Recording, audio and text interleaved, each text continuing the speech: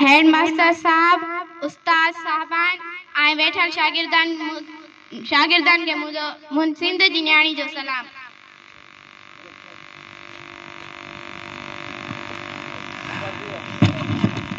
मूंखे फ़ख्र महसूस थी रहियो आहे त अॼु मां गवर्नमेंट हाई स्कूल रेती जी हिन शानदार प्रोग्राम में न्याणियुनि जी तालीम लाइ पंहिंजो आवाज़ बुलंद थी कयां, छाकाणि त मुंहिंजी दिली ख़्वाहिश आहे त मां 9 ऐं 10 हिन स्कूल मां पढ़ां।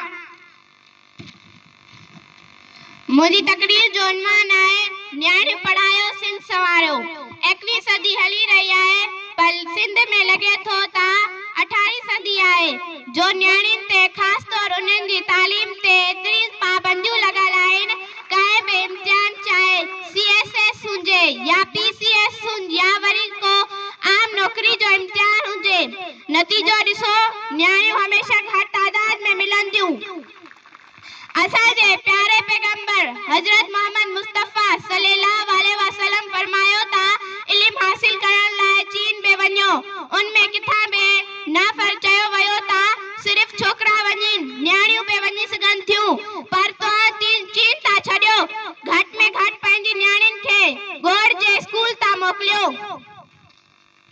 असांजे प्यारे मुल्क पाकिस्तान जे आइन जे आर्टिकल 25A मूजिब 5 साल खां 16 सालनि ताईं हर ॿार चाहे पुट हुजे या धी तालीम फ्री आहे। अॼुकल्ह न्याणियुनि जी तालीम लाइ वज़ीफ़ा ऐं स्कॉलरशिप पे मिलनि थियूं। मुंहिंजे हर ॿुधंदड़ खे गुज़ारिश आहे त पंहिंजी न्याणियूं चाहे भेण हुजे या धी पढ़ायो, छो जो न्याणियूं पढ़ंदियूं त सिंध सवरंदी।